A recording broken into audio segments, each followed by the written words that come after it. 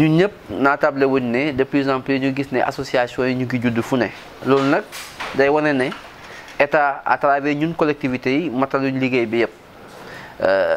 ñoom ñu jàppale ñu ci parce que suñu ñëwee doon ay association di def ay initiative communautaire des fois ñu dugal seen koom jël seen compétence yi dëkk ci gox ba mettre ko au service ci suñu collectivités yi nga xam ne ñooy toogal état des fois ñu dajale seen koom mettre ko au service si li nga xam ne ñun ñoo ko waroon def kon la pertinence association yi di judd de plus en plus partout gis nañ ko Jëm Góor Jokkul nag da ciy rawati ak initiative yu am solo yi nga xam ne jox na ko légitimité bu rëy bi nga xam ne mun na liggéey ak bépp branche état bépp collectivité bi fi nekk moo tax ñu sawaroon ci ba ñoo gannaaw ba ñu amoon ñun gis-gis ne ouest dafa waroon am lycée ndax nu géographie dëkk bi bindoo wane na ko texte yi pour taayu population bi mu am wane na ko donc suñu nekkee ñu ñëpp ñoo bokk nag kon gis-gis boobu noonu donc moo tax ñu ànd liggéey ak ñoom pour lycée boobu ñu mën ko taxawal si bu yàggul donc loolu moo waree solos ndaje si tey solos ndaje si ba ñu signé convention bi nga xam ne chaque partie donc engagé wu na ne lii de moom su taxawee mbir mi dina sotti donc ñu tënkoon ko si ñeent poñ si convention bi ne ñun dinañ ko taxawee ñoom it ñu am lu ñu tënk ñoom it dinañ ko taxawee je pense que taxawaay yooyu yëpp suñu ko boolee njort nañ ne ak ndimbalu yàlla ndimbalu borom bi ak ndimbalu état et je pense que peut-être suñu mbëbët dina sotti. waaw ñun si lu ñu jàppoon ñun conseil départemental ne ñeenti poñ yi ñun joxe nañ si suñu bopp pour ne mun dinañu engagé ñun bëggoon assurer portage institutionnel bi maanaam prérogative yu ñu am parce que ñun ñooy collectivité bi ñu dénk ci gox-goxaat yi pour ñu tabax lycée wala ñu équiper lycée donc ñun foofu fi ñu jàpp ne war nañ fa mën a bind pour wane ne pertinence taxawal lycée bi dinañ ko def mooy portage institutionnel. Mobiliser aussi ay partenaires ndax ñun ñëpp xam nañ ne am nañ ay partenaires yi nga xam ne dañ ñuy jàppale ci fànn yu bari bokk na ci éducation am nañ ci ay partenaires yi nga xam ne dinañu jàppale dinañ leen ci boole donc wax leen ne am nañu yitte ci convention bi ñu ñëw ànd seeg ñun jàppale ñu ci. donc wax nañu tamit comme ñun dañu am budget néew na bëri na ñu comp ci as tuut chaque at ne su lycée bi commencé dox lii dinañ ko ci dugal moo xam soxlaay lycée bi lan la ci début bi ba muy sori en tout cas liñ ci mën a def ñun ci suñu wàllu bopp ci suñu budget bopp. beneen bi nag comme day am comité technique bi nga xam ne comité de pilotage bi nga xam ne juddu woon na Jokkul ba pare fekk ci yenn ñun suñuy techniciens yu nekk fii ñu boolewu ñoom ci groupe yooyu ñaari groupe yi suñu boolewu ci comité technique boobu noonu dañoo ne ñun dinañ ci def lu ñu mën jàppale leen accompagner leen donc si seen réalisation mission bi nga xam ne ñun association bi ak conseil bi ñoo leen ko dénk donc mooy mbir yi nga xam ne ñun si convention bi waxoon nañ ne ñun engagé wu nañ ci li si des nag je pense que association bi tamit dégg ngeen ko sànq engagé wu na jàppale ñu si disponibilité foncière bi nga xam ne ñu ngi ko ñoom dox nañ ci li nga xam ne dafa am nañ ci ay rencontre ba am nañ yaqin ne état bi dina gis pertinence su démarche yooyu yëpp jox ñu assiette foncière bi ñu ànd je pense fexe li lycée bi taxaw. Rasulullah man maa ngi tudd imam Pape Birama Sarr président association Jëm Jokkul waaw di leen sant d'abord si teewaay bi di santaat yàlla bu baax mi ñu may ñu agsi ba fii pour rappel historique association Jëm Jokkul mi ngi juddoo si collectif pour la défense des intérêts de Jokkul et quartiers environnants nga xam ni li ko yitteeloon mooy développer notre secteur qui est Jokkul et quartiers environnants qui polarise 11 quartiers loolu mi ngi am depuis 2018 ba léegi ñu ngi si yëngatu dans des secteurs divers comme ni ko waxee woon sànq muy surtout environnement parce que on veut que Jokkul soit meilleur que Almadies moo taxoon ñun ñoo initié woon li ñuy wax Jokkul sans sable xam ni population yi bu ñu leen organiser ils peuvent prendre eux-mêmes en charge leur propre contrée loolu yàlla ngi si jox ndam mais dans d'autres secteurs dafa xawoon sooxe surtout sur le plan éducation li may wax je le dis sous le contrôle de Madame Samb qui a en charge l'éducation au niveau de l'association Jëm Jokkul alors depuis un certain temps ñu commencé yëngatu woon pour la création d'un lycée comme ni ko président wax ñu ngi koy sant au passage ak toute son équipe muy le conseil départemental si seen taxawaay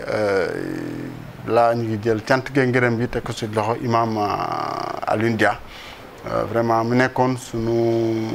élément de liaison entre ñun ak waa conseil départemental ba ñu agsi signature de cette convention. Ñun au niveau de cette convention on s'est engagé à 3 choses principalement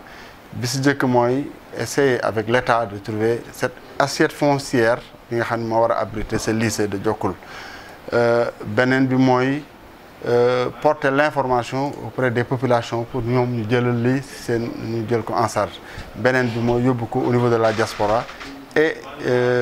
pour cela on a eu à travailler avec un comité de pilotage qui est en charge toute cette toutes ces démarches dont le président qui est là avec moi, le professeur Pape Ibrahima Gueye, qui est le président du conseil, du comité de pilotage des activités pour la création du lycée de Diokoul. Voilà en quelques mots li mooy war dool rek si li nga xam ne moom mooy le président wax. li nga xamante ne mooy lycée bi est-ce que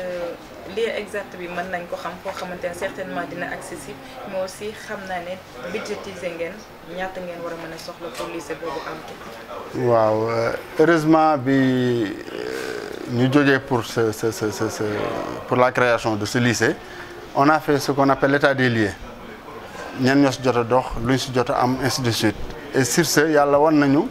un secteur boo xam ni état ko moom. benn partie si cité Gabon boo xam ni c'est un titre foncier de l'État def nañ les démarches qu'il faut auprès des géomètres ba xam la limitation de ce secteur. On a fait une demande adressée au receveur des domaines qui va nous recevoir certainement dans la semaine. On a introduit déjà la demande. Et on compte également travailler avec d'autres partenaires dont le ministère en charge pour l'obtention de ce terrain. Autre que ce terrain, on a yeneen yu ciblé, mais pour le moment, on fait tous focus sur ce terrain. Voilà, pour l'obtention de ce terrain pour abriter ce lycée. Nous réunis ici. Nous sommes là en tant qu'association J'aime Diokoul qui était auparavant depuis 2018 là, mais en tant que collectif pour la défense des intérêts de Diokoul et quartier environnement, qui avait un seul objectif, développer sa localité. Qui dit Diokoul et quartier environnement, c'est un collectif qui polarise 11 quartiers au minimum. Maintenant, on compte même ajouter 4 autres ou 5 autres pour que vraiment tous ceux qui sont après les rails en font partie. Donc c'est une association qui se trouve dans la commune de Rufisque-Ouest, alors qui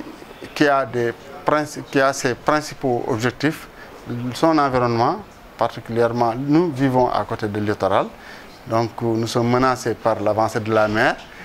On a fait des correspondances, beaucoup de correspondances pour la création de la digue de protection. Nous vivons également avec des canaux à ciel ouvert. Alors, et par rapport à cela, on a fait tellement de démarches, on n'a jamais été d'accord pour la fermeture de ces canaux, de ces canaux.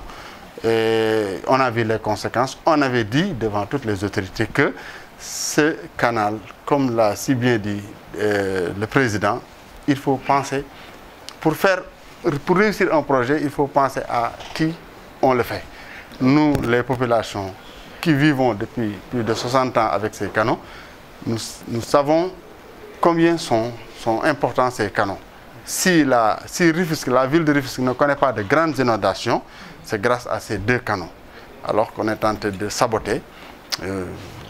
Et aujourd'hui, vous êtes là maintenant, nous sommes là pour continuer nos objectifs. Parce que parmi nos objectifs, il y a l'éducation. Il y a l'éducation de nos enfants. Et que les difficultés majeures que nous rencontrons, c'est un établissement pour les caser à part du CM2. Donc, voilà, lycée de proximité, CM, ainsi de suite. Par rapport à cela, on a eu des occasions pour vraiment parler de ce lycée. Ce que le président FAM a dit est suffisant. Donc, nous sommes à la phase de la réalisation. Et pour cela,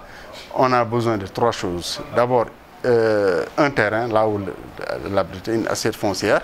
Et là, on a trouvé dans notre propre secteur une zone qui appartient à l'État, un titre foncier de l'État.